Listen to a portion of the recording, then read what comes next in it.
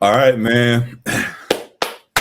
We're back. It's been a minute. It's been a few days since we've been back. Episode 53 is here. Appreciate y'all for tuning in again. It's your G Thomas 7 here. Appreciate you guys. I'm here with my boy Alec. How you been, bro? What's up? I'm good. How are you? I'm okay. It's been a rough day. We're here on a Wednesday, and yet again, we're here on a day that I was very much looking forward to. We had to push back, like I mentioned on our last video, because of technical difficulties, trying to get things in order, and ended up pushing back to today. Right. And after all that's been going on this last week and a half, I was very excited to get to today. Yes, you were. Then today came, and you wake up this morning and you found out the news about Pop Smoke, and it just ruins your whole mood. So I went from being very excited today to struggling to find words to do this today, honestly.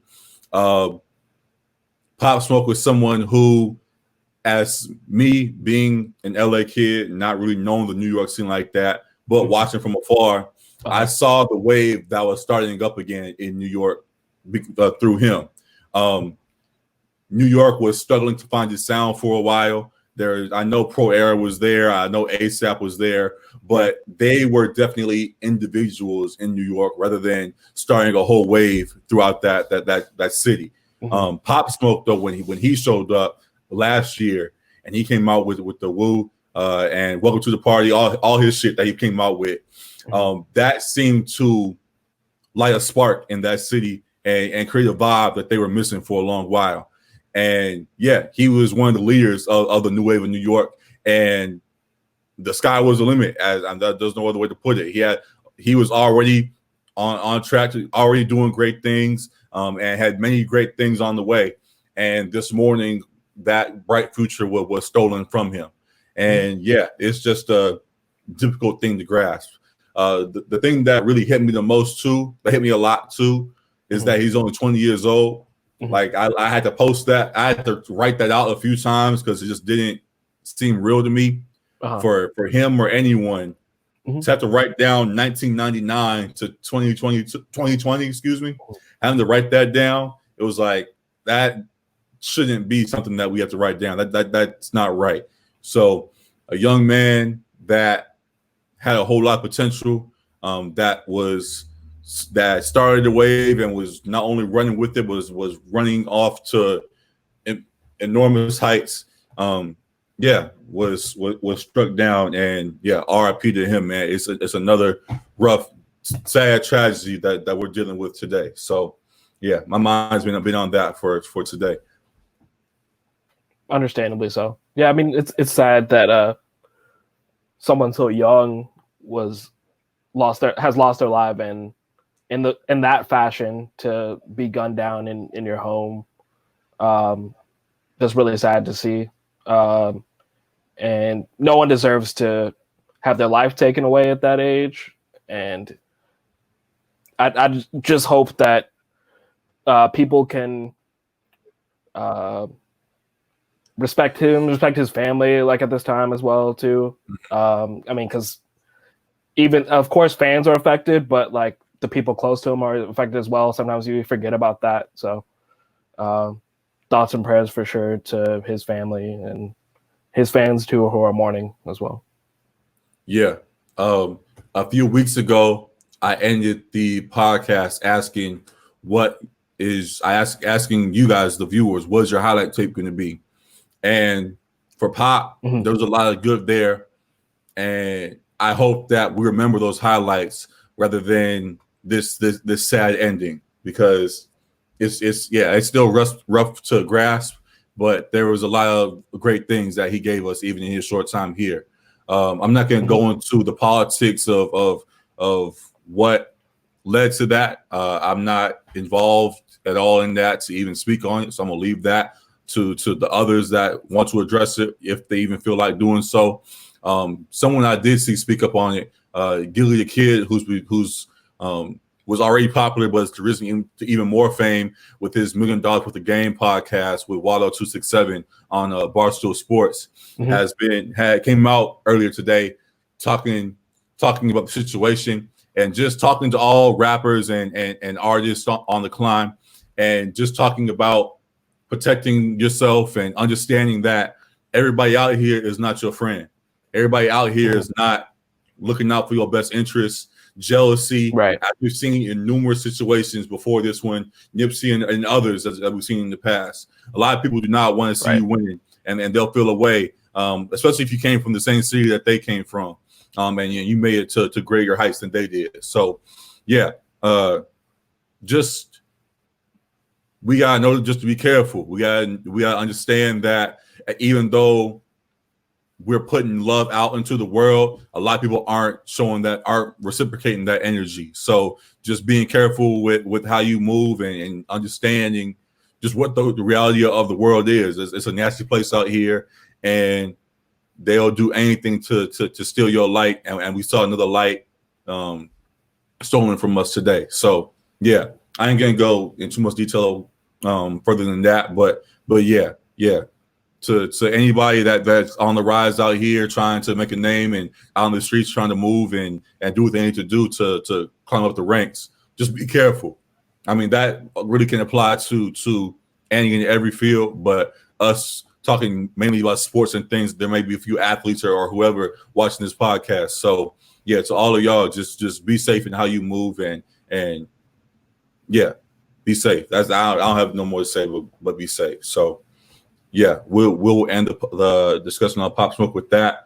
I saw already the videos of people out in New York, out on the streets in Groves celebrating, playing his music and things, which is beautiful to see. And yeah, I hope his legacy lives on for a long time. So RIP Pop Smoke for sure. Now moving on to sadly kind of the rougher side of hip hop. We've had a few artists come out recently and share some interesting thoughts about Dwayne Wade and his handling of his child, Zaya Wade, as she is now being addressed by. Boosie Badass came out in the last few days saying some few things that disagreeing with how Dwayne Wade's handling things. Young Thug tweeted some things. I think Snoop said something. I'm not sure. I don't want to misquote him. But I didn't see Snoop. But a few artists have stepped up and made their position clear that they aren't on the same side as Dwayne Wade in his handling of this situation. So what are your thoughts on it all? What are your thoughts on the reaction? Do you ever take anything? Yeah, I mean, I think it's commendable for his son, now daughter, to come out and make that statement and be bold enough to share who she really is with the world. I think it's tricky when it's a person that young to have them like in the public eye with news that's so sensitive like that. It's almost like she's being like talked about as an object rather than a person. So it's a little weird to me. But the comments from Boosie, I said I didn't want to get attacked. I understood where he was coming from the standpoint of her only being 12 years old and like your brain not being fully developed at that time to maybe make all the complex decisions that your brain would be developed at, say, age 18. So as far as like making an extreme decision to have like surgery to remove like bodily organs, that kind of thing, like I thought that might be a little bit extreme to do at the age of 12. But if that's truly something she feels is necessary to be her own person, then like who am I to say what another person should do with their body or how they should identify? Like it's a free country. You're free to be who you want to be. So we shouldn't try to repress that. Yeah. And it doesn't affect us personally either. So. Exactly. I'm with you on that. Especially that last part. It doesn't really affect me. So I'm like, let that girl live how she wants to live. It's really none of my business, honestly. If she feels that's how she wants to live, then let her do that, and we go by our day. So, yeah, really echoing kind of a lot of what you said, as well as seeing a lot of reading online because I'm not the most informed or anything on these situations or anything like that. I'm just some 22-year-old kid just going about his business, you know. So right. I looked online for a lot of reaction and seeing a lot of people talk about how they wish they had that kind of support at that young of an age, how they knew from when they were 8 years old, they were different, or however you want to describe them, and they weren't able to express that because their family wanted them to be otherwise. So to see Dwayne Wade love his child rather than force them to suppress who they are, I think is a beautiful thing. So I disagree with Boosie. I disagree with Young Thug. Young Thug tweeted out, I think he was something saying like God doesn't make mistakes like or anything God like that. don't make mistakes, whatever, right? Yeah. I don't really know how to directly respond to that, but yeah, no, I think if you know who you are, you should be able to live that fully. You shouldn't have to hide who you are. Right. So, I mean, from Young and if you're Thug, a Christian too, you should be accepting of everyone. Exactly. Like, you shouldn't be trying to tell people how to live their lives. Like God is love. That's what Christianity is about. So if you're pumping the religion message, you can't be against someone trying to be their own person either. Exactly. So yeah, I don't have too much more to say. Honestly, I'm still sitting back and just trying to learn just more about that community and everything. So at least for now, I can say though that I'm in support of her and hope that she can go about her business without further criticism. She should be able to just live her life. It shouldn't be as big of a deal as the whole internet has made it seem to be in recent days. So yeah. D Wade and the Wade family and all y'all, I'm with you if that means anything. So yeah, let her live her life. Now turning to other things though, trying to turn away from the negative comments and all that other stuff. A positive that we did get this last weekend was the All-Star weekend. Dwayne Wade in Dwayne Wade's hometown, Chicago. We had a great All-Star weekend, start to finish. Had Stephen A. coaching the celebrity game on Friday. Had a great what's the USA versus the World, the rookie Rising Stars game was pretty good. Zion tried to throw some dunks down. Ja had a couple impressive plays. Luka and Trey had some great shots they put up. Then we go to the main events of the weekend with the skills challenge and all of that. All of it was great. And we ended on a high that we definitely didn't see coming in the All-Star game, which was very competitive down to the last shot, and loved it all. So where do you want to start with the whole weekend? I mean, we can continue with Dwayne Wade just because we were talking about his family, but we saw that first Dwayne Wade got some love from Common earlier, which was nice to see, him being from Chicago and him getting his flowers. So that was dope. Common was putting them Common bars is a together. whole other issue. Common was putting them bars together. Yeah, Common's a whole other issue. Bro, I was kind of confused that people saying like, "Oh, like he killing this shit," like that. I was like, "Is he?" Like, all right, I guess this is kind of going on a little long. It was we talk about rhyming the names together or just the long ass. Yeah, the names. The intro was okay to me, like the tribute to Chicago and all that. Chicago and but like he was doing a prose for each player, like it was getting a little too much, and some of it wasn't even really rhyming like that. I was like, it was okay, control the tempo. I get it. It's a Kumpo. Okay, nigga, shut up. Move on.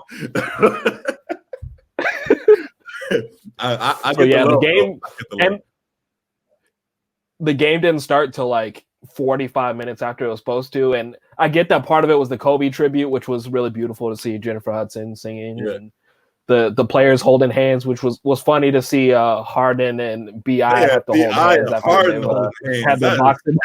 I know they were sick. I just know it. Hey, you can see B.I. was sick on his face, bro. Like sick to his stomach. Really just say that shit? I trying to hold this nigga hand, man. Oh shit, yeah, that was dope though. That was the Kobe tribute was dope. It was dope. But But back to D Wade, we saw that some conspiracy theories have come out that he actually is the judge who cheated Aaron Gordon out of the dunk contest, and I gotta say I was kind of hurt, especially as a U of A alum too. Aaron Gordon now been, I feel, cheated out of 2 dunk contest championships. At least he should have one. He should at least have one. He went to U of A? What did you say? I forgot. He went to U of A? Yeah. You remember Aaron Gordon went to U of A? Yeah. Well. He a Wildcat. For sure. Respect. So, right down. It hurt, especially because, like, Derrick Jones Jr.'s dunks were cool, but he did the same dunk essentially 4 times. Like the whole under the legs, jumping over somebody. Like he did it just from different angles. So and I thought like Aaron Gordon's were more creative as well. What'd you say? It's weird because I get what you're saying, but at the same time, Derrick Jones doing it all on the first attempts as well. I think he had one time where he messed up once, but for the most part, getting it all done on the first attempt, the power he put behind every dunk. He's someone who I've kind of noticed since high school. Like I said before, when we talked about it last week before the show, all that man does is dunk. No matter what game, part, wherever you want to put him, he's dunking. So I've seen his highlights for a while of him doing his thing, and I knew going in that he was going to put a show on for us.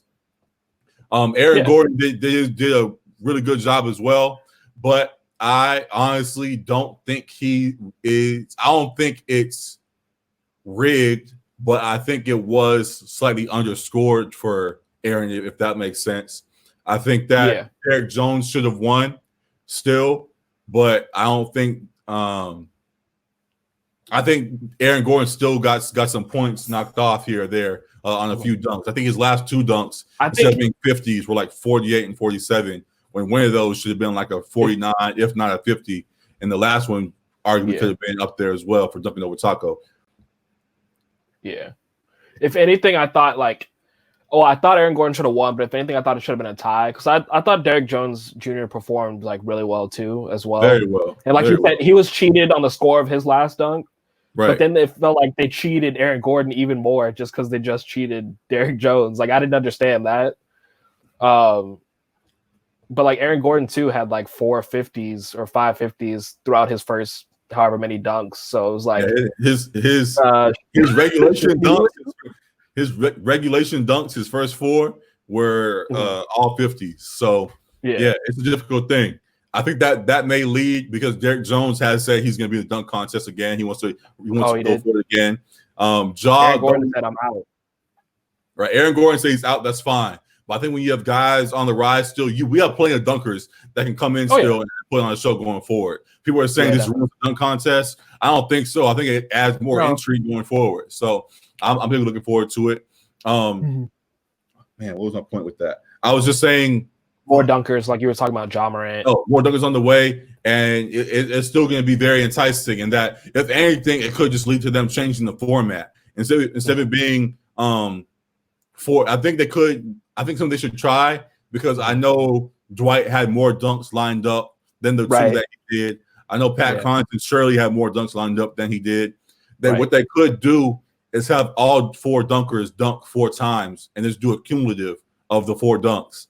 That way at the end, if Aaron Gordon has 50s all 4 rounds, all 4 dunks, he'll have 200. And Derrick Jones, who by his way to the end, I think he had a 49 or something like that in one of the rounds. So he would have lost, and it would have went to Aaron Gordon in regulation. So you switch it up like that. That saves it to 4 dunks rather than having to go back and forth the whole time.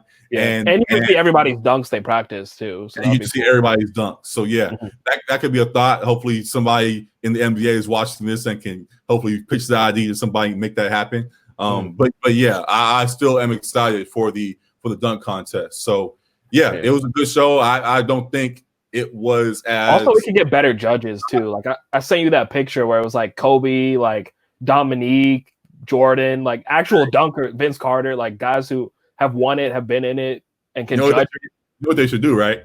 What? Make Aaron Gordon the judge. No, he'd be giving everybody like 5s though. It'd be it don't matter. It's that Plus, you have guys like Zach LaVine who said he's moved on from the dunk contest. If he's no longer going to perform, let him be a judge. Put him back on the panel because I really don't. What does Chadwick Boseman know about dunking? Get Black That's what I was about to say. Like, off the panel. I don't know why they had him be older in that. There was no need for that at all. Like, get past dunkers that have won the championship, that have won the award to vote, and it'll help balance things out going forward. So Aaron Gordon should do that. Go ahead and come back next year as a judge and right the wrong that they did you twice in these contests. So you gonna have Aaron Gordon judging Derrick Jones Jr.'s dunks, giving him zeros. Derrick Jones puts up the greatest dunk of all time. Aaron Gordon 3. That'd be funny. That would do to see. So I hope somebody takes that and puts into action. So definitely excited for all things All-Star Weekend. Also with that, Sacramento, baby. What? Buddy Hield with the 3-point contest. Man, nobody care about that. That ain't got nothing to do with the Kings. Right, the now, Kings playoffs. will be 11 seed at best. At best. That's gonna be the highlight of the Kings season, the 3-point shootout. Can we put on just one thing, man? Give us one thing you're prideful of. Like, come on, if we're gonna make the playoffs, hoping turmoil, at least we got some kind of positive representation in the All-Star weekend. So thank you, buddy, for doing your job. Hey, props to you, bro. You know what's worse about that? What? He does that, goes back to Sacramento, it comes off the bench.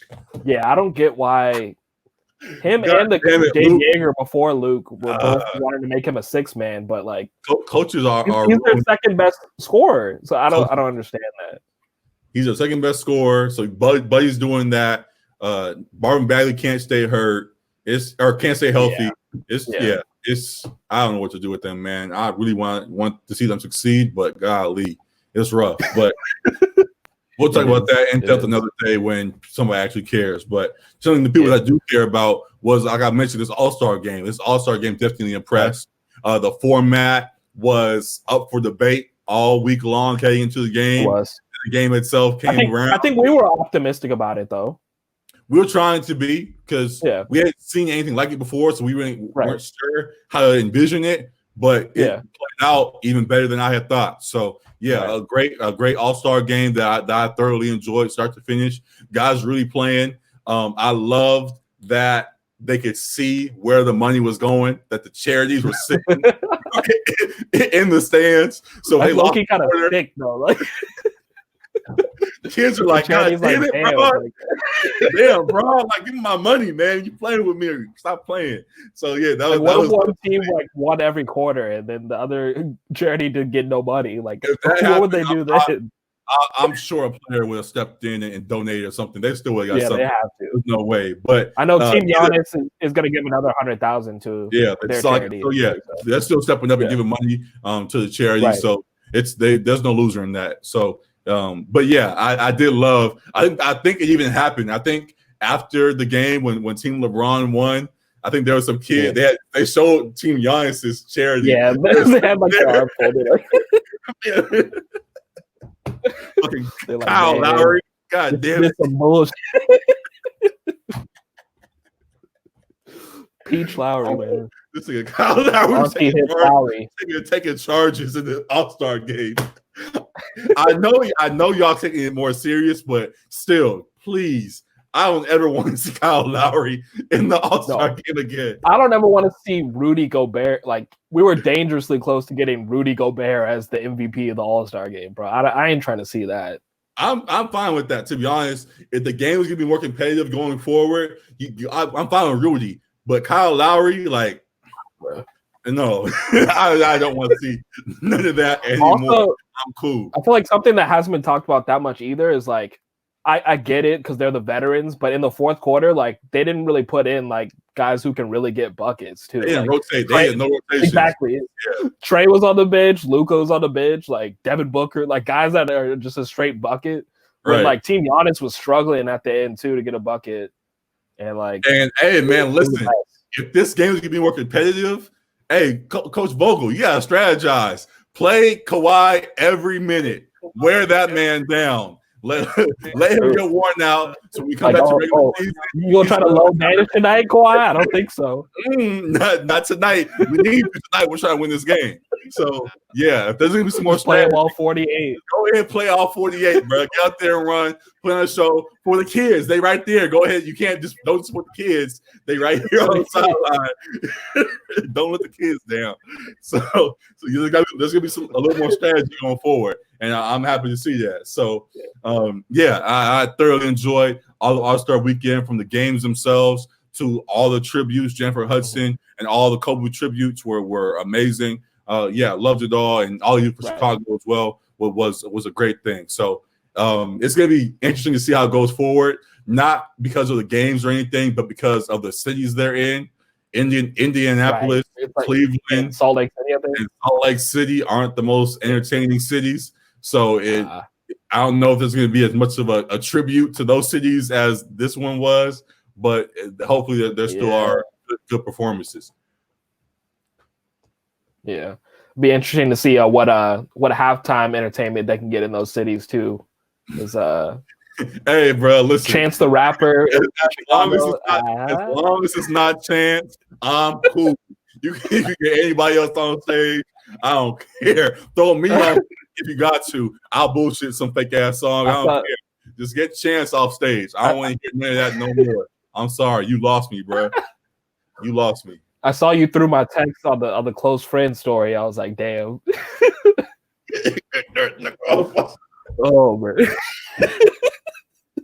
I was like, please get this man off the stage. Like, I'm not trying to hear Hot Shower.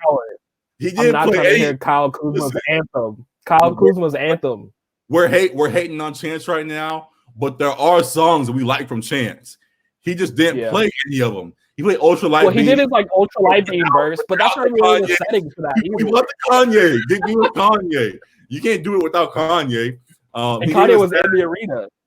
And like you said, I'm not trying to hear church at a basketball game, bro. This is not the venue. Take that to down the street somewhere, man. That was not the time to be preaching.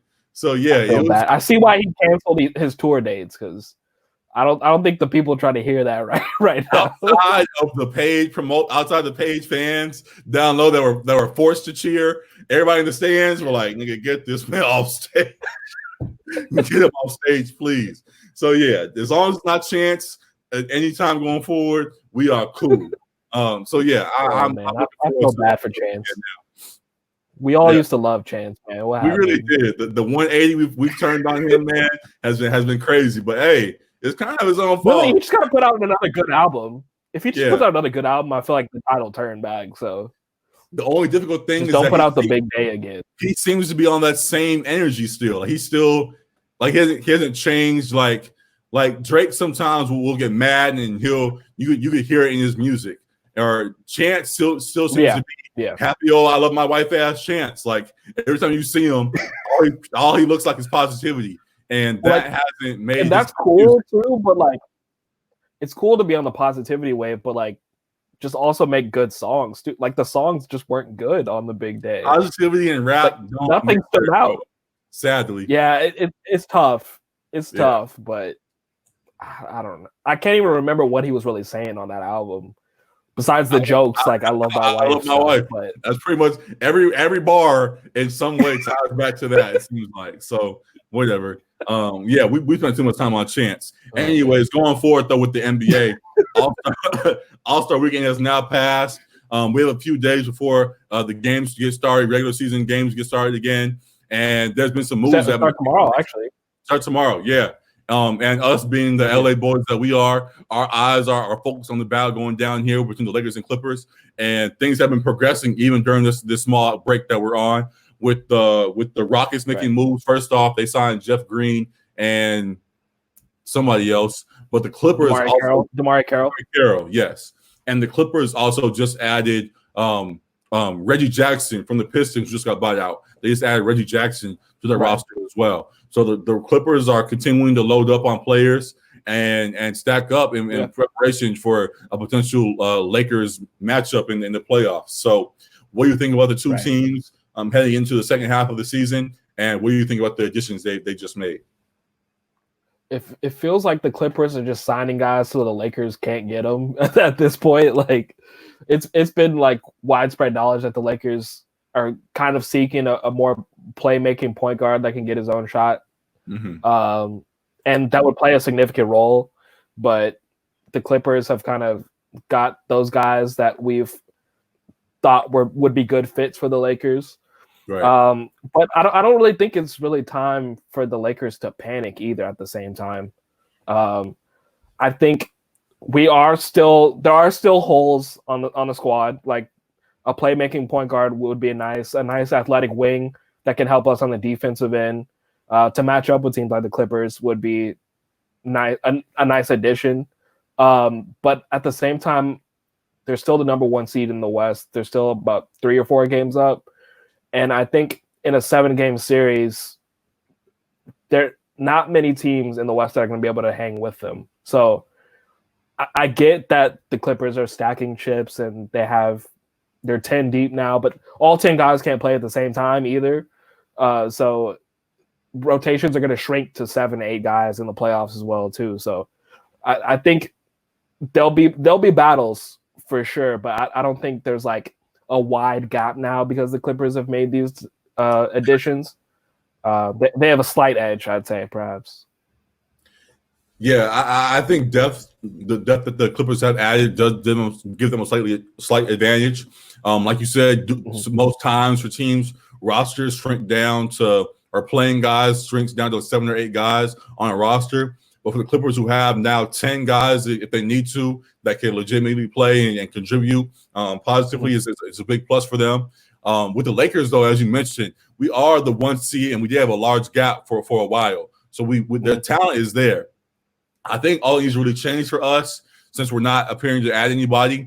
It's just the rotations. Like I've mentioned to you multiple times, sit Rondo's ass on the bench. I'm not caping for Rondo. You keep talking like I'm Rondo's number 1 fan. You're not Rondo's number 1 fan. I'm not. You were defending him for a little while. I had to call you out on that. Yes. He was hitting threes. No. Yes, that was months ago though. We told me and Matt. That was before his injury. That was way before his injury, and that was a facade. He was playing you, bro. He's not as good as you think he is right now. As time progresses, he's having that little moment. He got a little energy in his legs, but that's faded. Yeah. Now put Caruso in the game. As we've been trying to tell you last. I will say that Rondo's game is more suited for the playoffs, as we've seen in a couple previous seasons when he was on the Pelicans and when he was on the Bulls. When the game slows down, he's a very cerebral player. Like a lot of people like to suck him off because of his basketball mind and all that. I'm like, okay, I get it. Like he's a smart player. He's a veteran with championship experience, but the game is more suited to him when it slows down. But when it's fast paced and we're got to play transition defense and stuff, like Caruso should be getting more of those minutes. So I'm glad you finally came around. I said from preseason, Caruso needs more minutes. He needs to be heavily in the rotation. And I'm glad it took you, 6 months to catch on to what was going on. I haven't been like, Rondo is my number 1 favorite player or something like that. Number 1. I'm saying that you were defending him more than you when he was playing well, yeah. Or more than just like when KCP was trash, we were bullying him. Same thing. But things change. Whatever. All right. I'm glad they have changed. We'll leave it at that then. As you mentioned though, there are other teams making moves as well. The Rockets just added the pieces that I mentioned before, and other teams are switching things around as well. I can't think of any other roster additions. But I do know staff-wise, Cleveland just lost their head coach, John. He stepped down.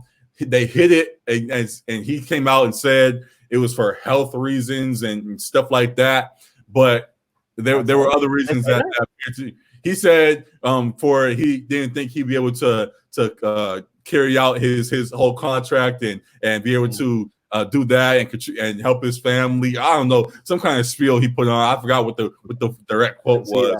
he said some shit that was not what reports were saying. Reports were saying players and coaches were not getting along. There was something about him trying to. I think he's very much a college coach still, and he was trying to parent a lot of guys. It must have seemed like, and I guess there was a report about him mentioning something related to not being a thug, thugs and like that. In the recent days, players would be in the locker room, like just playing anything with the word thug in it. Bone Thugs in Harmony, I'm a Thug, Young Thug, whatever the case it may have been, playing any thug related music. Right. And that was one of the last straws we pulled. Another report came out where Andre Drummond, who just was traded to the team, he said he was in Detroit for 6 years, something. He's been there for a little while now. He said even in their turmoil, it was never as bad as it's been in the 2 weeks he's been in Cleveland. Like, it's just Drummond said that? I didn't even see that. There's a quote from Drummond that I saw somewhere where he was like, "Yeah, it's something along the lines of it's rough in Cleveland right now." Very rough. So yeah, dogs like we mentioned, don't expect him to be there long. He's about to take as soon as he can. He about to dip out of there. And there's a whole lot that needs to change. So JB Bickerstaff, who has bounced around the league a little while. I was about to say, he was on the Lakers staff at one point. He was on the Grizzlies. He's a backup. He's getting like an interim coaching job. Yeah, he's an interim head coach now in Cleveland as well. And I mean, I hope they do well in regards that I hope they tank and get picks that can turn things around. There's really no need to, at this point. You might as well just throw in the towel and hit the reset, because when the whole thing is dysfunctional, you need to tear it down and rebuild it, because clearly it's a whole mess over there right now. So how sick is LaMelo Ball going to be if he ended up in Cleveland?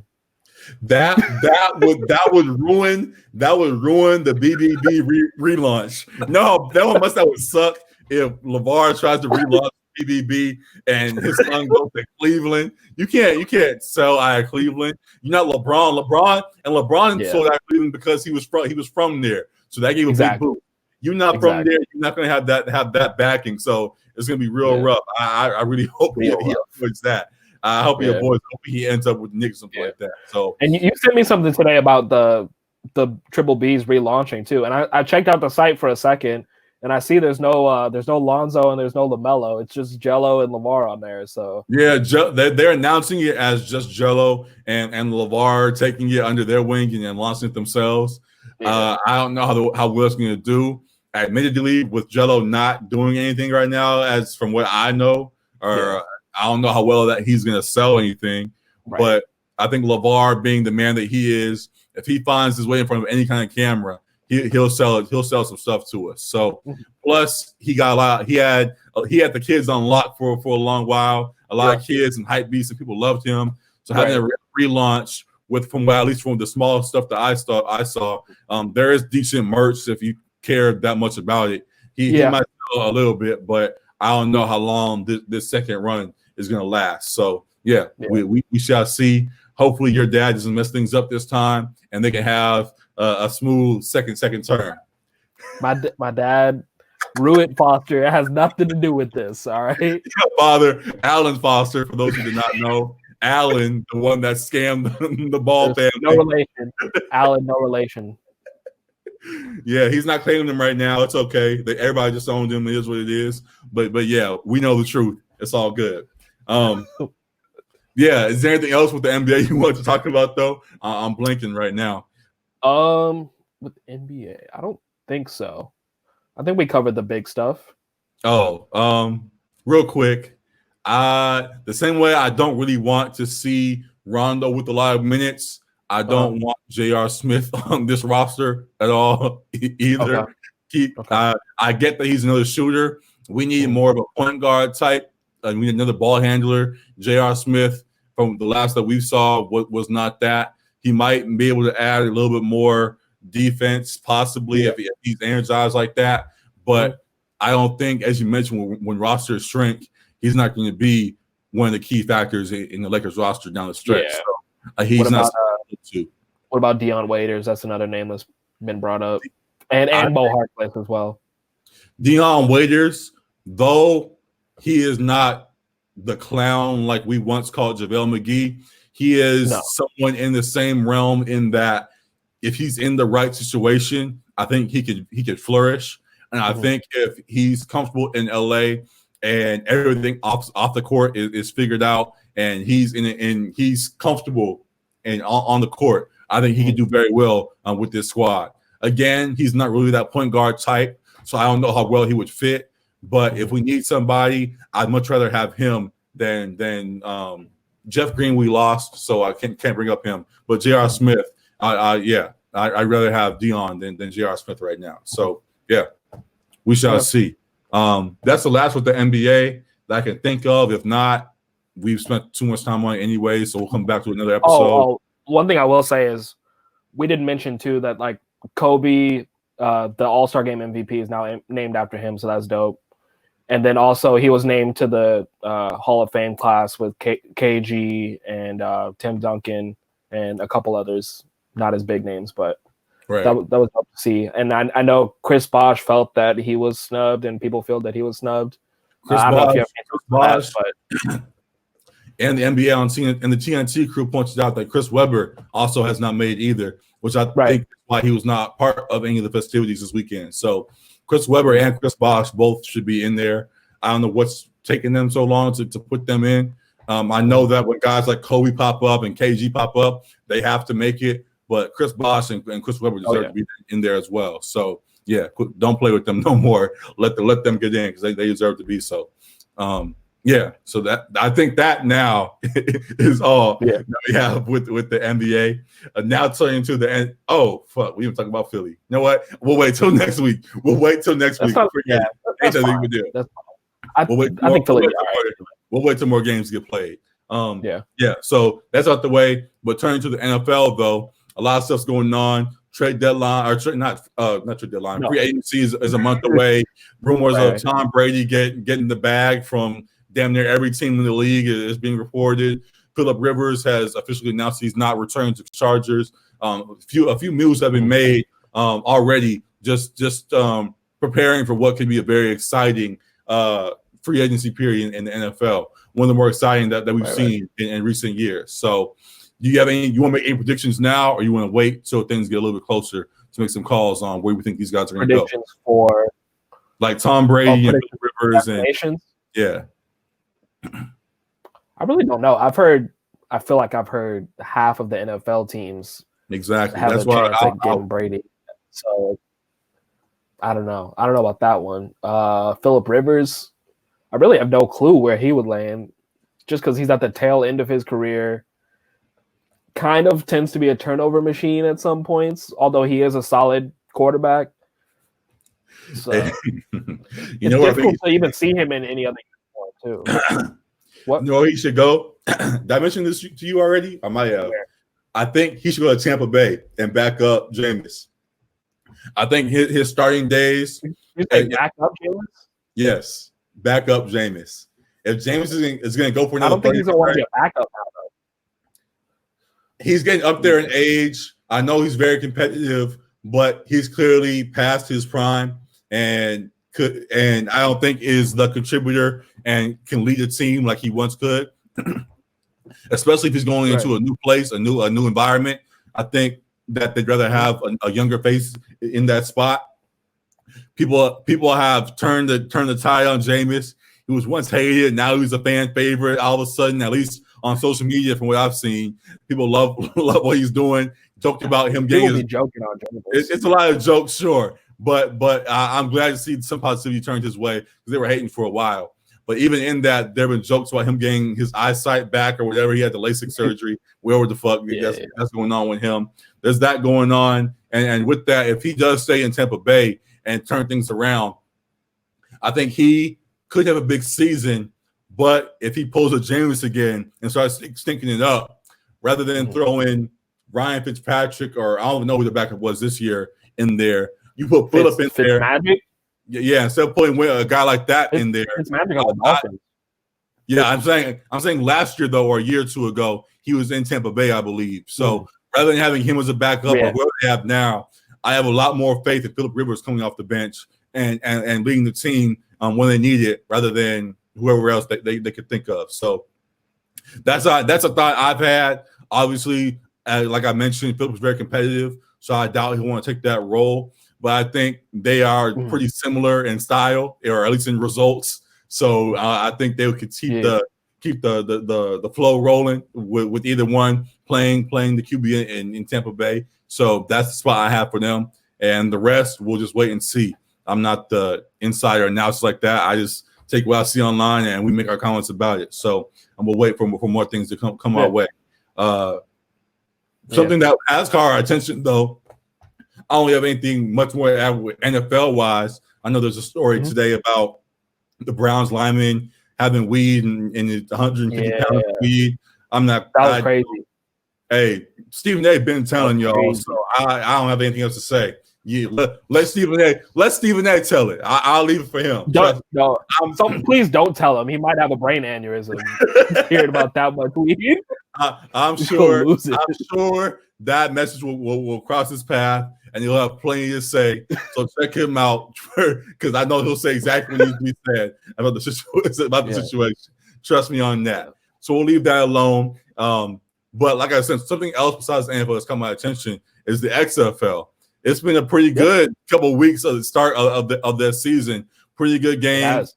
Admittedly, I don't know the players aren't very notable to mention here just yet. I know Cardell Jones is probably the only one that y'all might know so far. But besides that, even with guys that you won't recognize, they're putting a decent product on the field during this time without the NFL or college football. So I'm very entertained from what I'm seeing right now. Very intrigued by it. I think having ESPN support, as well as just what they've been doing themselves with the product, like as we mentioned, I think they'll last a lot longer than the AAF, or at least I really hope so.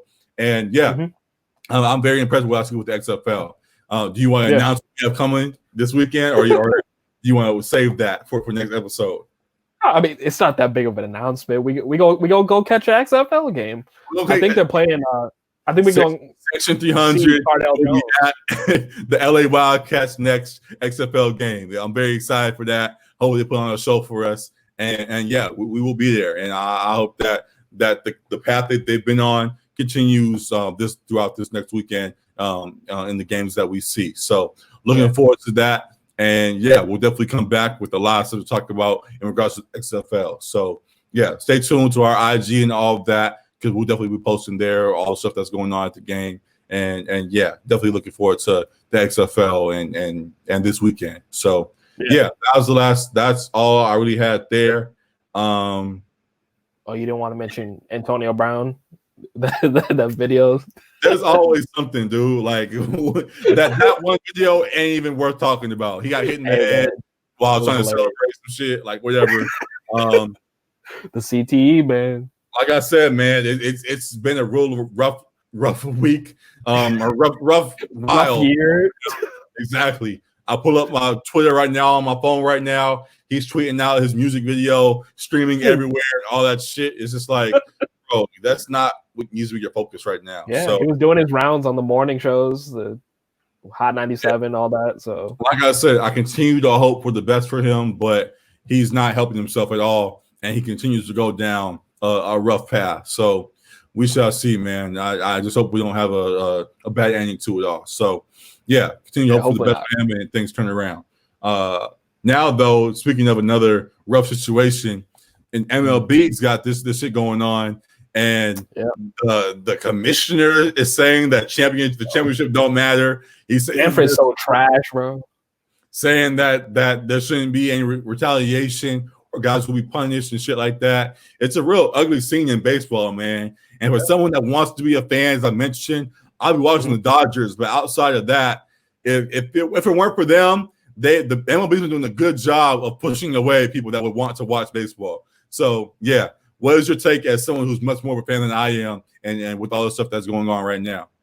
Actually, as you said that too, I was going to say, like, the MLB is doing a pretty good job at making the Astros a villain too, though. Like, people might want to tune in just to see, like, what's going to happen in Astros games. Like, are people actually going to be throwing at them, that kind of thing? Just how, like, in basketball, we've had villains like LeBron who we root against, that kind of thing. It usually is good for a brand when you have a villain to kind of root against. Fans rooting against them was one thing. Yeah. Every other team hating y'all. No, they like hate them. We haven't really not on this level. Like people, other teams hate the Patriots, sure. Other teams hate the Lakers, sure. Other teams hate the Celtics. Have a level of respect. Like they hate them, but it's still a respectful hate. Yeah. This is just like, hey, fuck y'all. That's what this seems like. So I really don't know what's going to happen. So I may tune in for that, but at the same time, like I said, others who I haven't started watching yet or were already pushed away may not use this as a reason to come back. This may further them from the game. So it's something because they've definitely tainted the integrity of the game. And real quick, to your point about that. Another thing that's not helping baseball is them saying that, hey, cheating's in the game. It's just never been this far. Come on, bro. Stop saying that. I've heard that too many times. Like, baseball's like, there's always been cheating. We've always cheated, just never been far. If there's always cheating, like, I don't want nothing to do with this game. Like LeBron, even though we hate on LeBron mentioned about how he would have been irate if he knew what that was felt. And that's kind of how I feel, not just about the situation, just the fact that they're saying, like, hey, everybody cheats. Like, no, that's not how the game should be played. So I don't get the fact that eliminate that phrase is major for me. I don't understand how the commissioner is like, like we found out them niggas were cheating, but we're not gonna do anything about it. Like what? Like, why won't you strip the title? I don't understand. It seems like everyone except the Astros and their fans is on the same page that championship does not hold any value anymore because they cheated their way to it. And they cheated their way in the postseason as well and admitted to it. So I'm putting a call out for any Astros fans watching the show. We would love to have you on to talk about your perspective. We would love some insight into how y'all are feeling, because as Dodger fans or new baseball fans, however you want to describe me, I'm lost right now. I don't know how, even as a fan, y'all could defend that. If we found out the Lakers were cheating in some horrendous way, or if I found out the Ravens were cheating in some horrendous way, hey man, I'm sorry. Ron out of here. I'm I'm out because I love y'all, but if y'all are doing illegal shit, I can't support that. And the Houston Astros going as far as they did, I don't know how fans can even feel good about that, because I know if it was flipped around and someone else did it to them, they'd feel away. So if the Dodgers got found to be cheating after this too, like I'd feel really icky about it. Like, damn, like I was going hard at the Astros and we've been doing the same thing. Like I wouldn't feel good. I wouldn't be trying to defend it if we get caught cheating like this. Like, no, using your analogy, if it was found that the Dodgers were cheating after this one, I'd be like, dang, how y'all not cheat enough? Like, if y'all didn't cheat, you might as well go all the way like the Astros did. Enough. What I was thinking you were going to say, though, is if the Dodgers cheated themselves, if it was flipped, how would you feel? How would you feel if it was the Dodgers in the situation? Like, and they won and everything and all that? Put yourself in the Astros fans' shoes. Like, how do you feel about your team right now? Like it will be hard to like celebrate that. Like, not really. Like I get the people that are like, we won, like it says we won the championship, but like you really didn't. So like I wouldn't feel validated in it. It's a thing where like you can't wear any gear outside of Houston.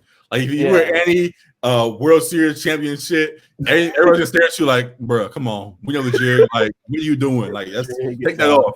Yeah. So though they have not put an asterisk on it or anything like that, there's been another in baseball, another unwritten rule, another unwritten thing of an asterisk kind of placed on the Astros, because all the other fans in the league, all the other teams have given them no credit. So an idea that I saw, I mentioned Stephen A. Stephen A. mentioned an episode or two ago on First Take that if the MLB is not going to do anything and they're going to punish guys extremely for throwing the ball at them, you got to do subtle disrespect in things such as turning your back against them, not acknowledging them. I wouldn't even trash talk them. I would, if they try to do anything, I would be quiet the whole game. Don't give them nothing. I'm here just to go through the motions. I don't want to be here. here. Let's play this game and be done. I'm not gonna trash talk you. Nothing. You're not gonna hear nothing from me. I'm not even gonna give you that much of acknowledgement because I don't respect you that much to even trash talk you. I'll go through those type of lengths. Fans, I don't know how the fans should react, but from players who are clearly pissed, don't even acknowledge them. Like act like they don't even exist. Going that extreme would be a beautiful thing.